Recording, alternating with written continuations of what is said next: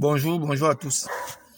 Je viens intervenir ici par rapport à l'explication de notre combat. Pourquoi est-ce que nous disons stop à la culture du cacao et apporter les éléments de réponse à une de nos consoeurs qui fait savoir que le cacao, c'est la seule culture qu'on vend avant d'avoir produit. La seule culture qu'on est sûr de vendre, c'est la seule culture financièrement qui rapporte le plus. C'est la culture du bonheur en d'autres termes. C'est vrai, je souris. Je souris et je sais que beaucoup de personnes comprennent pourquoi je souris. Mais déjà, je voulais dire aux uns aux autres que notre combat stop à la culture du cacao n'est pas un corollaire pour dire qu'il ne faut pas faire son étude de marché lorsqu'on veut faire d'autres alternatives au cacao. C'est pas ce que nous disons. Nous ne disons pas que, puisque vous avez stoppé la culture du cacao, en faisant la culture peut-être des arachides, forcément, vous allez vendre. Non, c'est pas ce que nous disons. Mais, contrairement au cacao, vous ne savez pas pourquoi vous vendez le cacao avant d'avoir produit. Parce qu'en réalité, vous ne le vendez pas, on l'arrache. Vous ne le vendez pas, on l'arrache. À ma soeur, je vais te donner un document, même inbox, où je vais te prouver que, en Amérique latine, le consortium qui produit le cacao, la Colombie, le Chili, se sont réunis dernièrement pour imposer un prix de 3200 euros la tonne. 3200 euros en Amérique latine. Quand le consortium africain, dont le Cameroun était même absent, Côte d'Ivoire, Ghana, Togo, Angola, se sont réunis pour exiger, pour proposer qu'on achète le cacao à 2000 euros. Les autres disent 3200 ou rien. Chez nous ici, on propose, on supplie même qu'on puisse nous donner 2000 euros. Vous savez combien on nous donne actuellement? C'est 1400 euros. 1400 euros. Et pendant que les autres en Amérique latine demandent 3200 euros, on les donne actuellement là-bas 2800 euros. C'est pourquoi ils ont demandé. Donc actuellement, en Amérique latine, on achète le cacao à 2800 euros. Quand chez nous, c'est à peine si on achète à 1500 euros la tonne. Ça veut dire au marché africain, on sait qu'on arrache. C'est les colons, c'est les esclaves. C'est comme ça ou rien. Ils n'ont pas le choix. On arrache. Bon, notre combat, en fait, c'est celui qui prône pour redonner la dignité aux planteurs.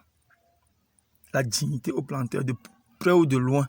99,99% des Africains, des zones productrices de cacao, ont vécu de près ou de loin grâce au travail du cacao. Mais si vous n'avez pas tiré de leçons, c'est trop grave. Si après 60 ans d'indépendance, vous n'avez pas tiré de leçons, c'est grave. On ne peut plus continuer comme ça. La sœur dit, le cacao, c'est la seule culture on est sûr de produire et vendre. Le cacao, c'est la culture financièrement, économiquement, qui rend le planteur heureux. Je demande quel heureux. Faisons un petit amalgame entre vous produisez votre cacao. Moi, je produis 1 hectare de... Je peux prendre quelques cultures de papaye. Voilà. De papaye. C'est que je fais déjà. Je n'ai jamais fait pourrir une cargaison de papaye. Jamais. Parce qu'avant de produire, j'avais déjà un carnet d'adresse. J'avais déjà mes acheteurs. Seulement, il y a un de machines fondues. J'ai 5 acheteurs qui peuvent prendre chaque semaine, chacun, une quantité de papaye. Si ça pourrait aux machines fondues, ce n'est pas le problème du planteur. Là-bas, c'est le problème du revendeur. Et même ce revendeur, même quand vous voyez ça pourrir, il est entré dans ses frais. Il est à l'aise, c'est pourquoi il revient racheter. C'est son circuit. Il s'est spécialisé dans ce circuit. Je prends cet exemple. 1 hectare de papaye. Je vais vous montrer ce que ça représente 1 hectare de papaye, par exemple. C'est 2500 pieds. 2500 pieds. Ça, c'est un pied de papaye. Ça, c'est la variété Goliath. J'ai un pied de papaye ici. Je peux essayer de faire un petit schéma. Ici, nous avons environ 1, 2, 3, 4, 5, 6, 7, 8, 9, 10, 11, 12, 13, 14, 15, 16, 17, 18, 19, 20, 21, 22, 23, 24. Environ 24 fruits. 24 fruits. C'est un pied de papaye qui a 7 mois. Nous avons 24 fruits. Je vais vous présenter un autre. Parce qu'on va dire, non, tu as choisi un qui est en bonne production. Bon, je vais directement aller sur celui qui est juste ici à côté. C'est le même âge, hein, c'est la même variété. C'est le Goliath. 1, 2, 3, 4, 5, 6, 7, 8, 9, 10, 11, 12, 13, 14, 15, 16, 17, 18, 19, 20. Bon, disons 20. 20 fruits. Je vais prendre celui qui est juste à côté. Ici, conviendrez avec moi qu'il est inutile de compter. Lui, c'est un pied de 8 mois et demi. Il est inutile de compter. Ok.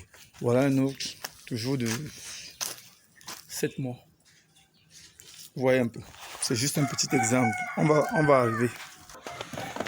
J'ai 2500 pieds de papaye, 1 hectare. Vous avez vu les fruits, bon, pour cette variété-là. C'est la Goliath. Combien est-ce que vous pouvez acheter un fruit? Vous qui consommez le fruit. Mettons 200 francs. Mettons 200 francs. Prenons la moyenne de 20 fruits. Mettons 200 francs et prenons la moyenne de 20 fruits. Mais je vous rassure qu'un hectare de papaye, le minimum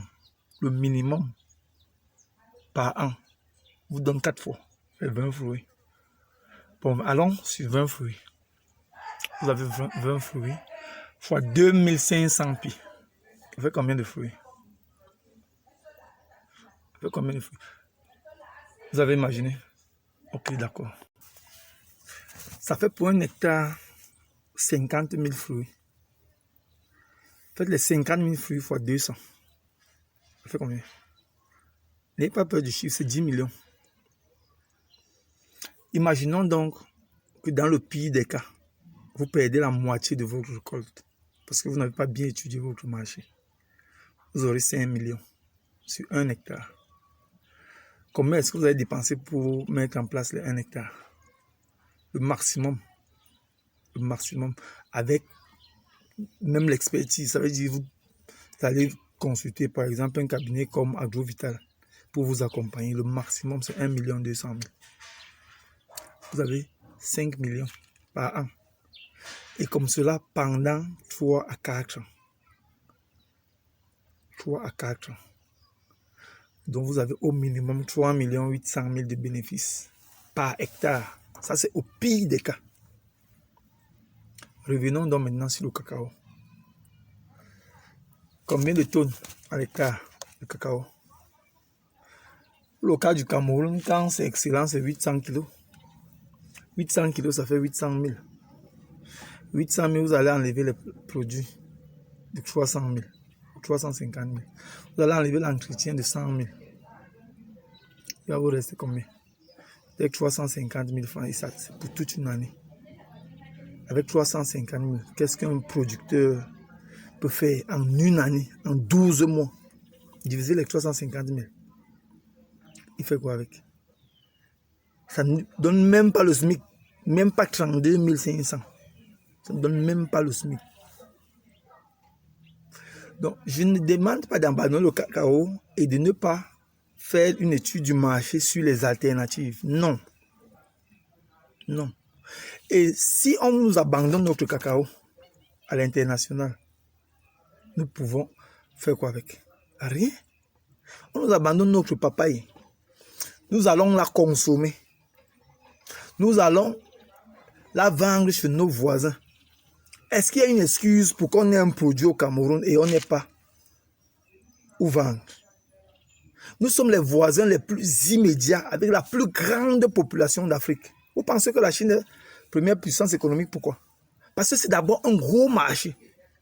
Vous imaginez que le Nigeria est ici à côté. Le Nigeria est là à côté. C'est plus de 500 millions de consommateurs. Eux, ils inondent nos petits marchés. Des produits, les oranges, ça vient du Nigeria, ça entre chez nous. Les ignames, ça vient du Nigeria, ça entre chez nous. Mais comment vous pouvez m'expliquer que si vous produisez beaucoup, ça va pourrir? C'est parce que vous produisez peu que ça pourrit. C'est tout ce que je peux vous dire. Fais-moi 20 hectares de papaye et appelle-moi, demande-moi de t'évacuer les 20 hectares. J'ai chaud et tu trouves que tu as raison. Oui. Je pars chercher les partenaires ici au Nigeria. Je pars en Chine. Je cherche les partenaires pour la transformation. C'est parce que vous réfléchissez petit. Et même dans la réflexion de petit, le planteur trouve son compte dans toutes les cultures au monde, sauf le cacao. Je reviens, je ne vais pas... Je suis là tellement long, je reviens.